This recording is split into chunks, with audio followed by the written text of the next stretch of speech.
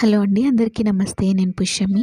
త్రివేణి సంగమం గురించి అందరికీ తెలుసు. కానీ విష్ణువు త్రివేణి సంగమాన్ని 12 రూపాల్లో కాపాడుతున్నారని చాలా కొద్ది మందికి తెలుసు.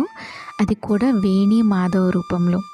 ఈ 12 రూపాల్లోని ఒకటైన ప్రాచీన శ్రీ ఆది వేణి మాధవ్జీ మందిర్ని అయితే నేను ఇవాళ మీకు చూపిస్తున్నాను. ఇది అరియల్ ఘాట్ వైపు అయితే ఉందండి.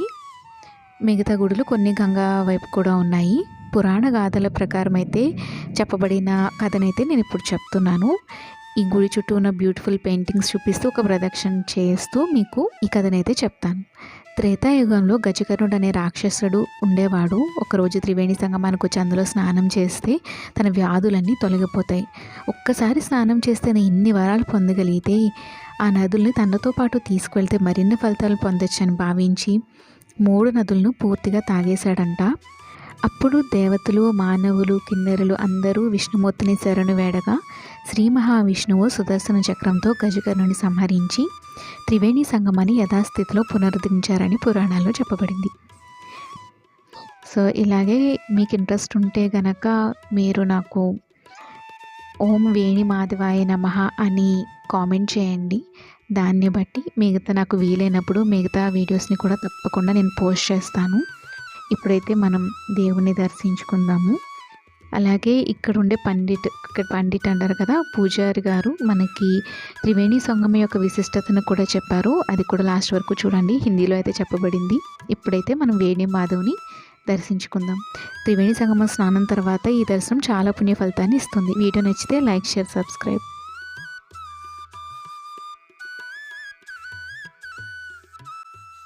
तीर्थ राजा जयति प्रयाग इस समस्त भूमंडल पृथ्वी पर सभी धाम हैं और श्री भगवान के सब क्षेत्र हैं। उसमें तीर्थराज प्रयागराज जो है ये सतीर्थ राजा जयति प्रयाग है। इसको समस्त ब्रह्मांड के समस्त तीर्थों के ये राजा है, नायक है, सर्वोपरि है।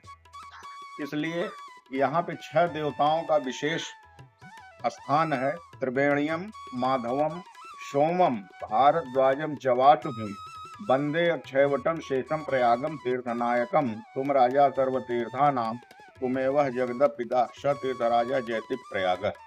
इसलिए इसको सारे समस्त तीर्थों के राजा तीर्थराज प्रयाग इनको कहा जाता है। और यहाँ पे भगवान गंगा, यमुना, सरस्वती, त्रिवेणी सर्वप्रथम कोई भी व्यक्ति आता है, कहीं भी चाहिए आपके यहाँ कहीं, उसको पहले स्नान, तो स्नान के बाद ही सारे क्रिया कर्म की उत्पत्ति बताई गई है। तो यहाँ पे भगवान माधव जो है 12 स्वरूप में निवास करते हैं, माता लक्ष्मी सहित इस संपूर्ण प्रयाग में।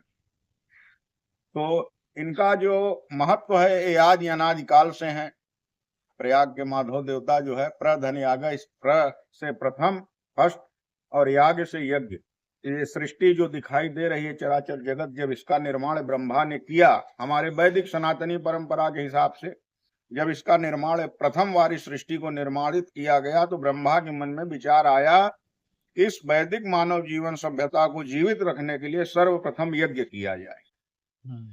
तो यज्ञ कहाँ किया जाए? इस पूरे भारत देश में या पूरे संपूर्ण विश्व चराचर जगत जितना ये दिखाई दे रहा, तो प्रयाग को चिन्हित किया ब्रह्मा ने सृष्टि के बाद। उस प्रथम यज्ञ में यहाँ पे सभी देवता, दानव, मानव, किन्नर, नर जितने थे सबको बुलाया गया और उस यज्ञ की और इस संपूर्ण पृथ्वी और प्रयाग क्षेत्र की विशेष, तीर्थराज प्रयाग की विशेष रक्षा और सुरक्षा के लिए भगवान वेणी माधव को यहाँ पे निवास के लिए समस्त देव, दनुज, किन्नर, नर श्रेणी सादर मज्जह शकल त्रिवेणी। तो सभी लोग उन्हें आग्रह किया कि भगवान आप इस पृथ्वी लोक पे समस्त जगह पे है, इस प्रयाग के पूरे भूमंडल की रक्षा करें।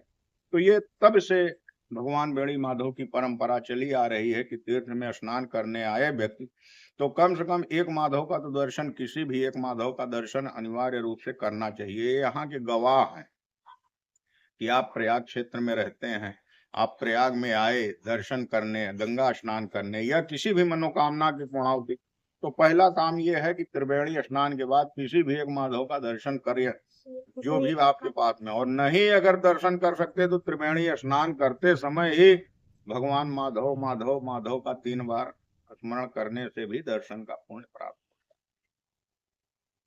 धन्यवाद।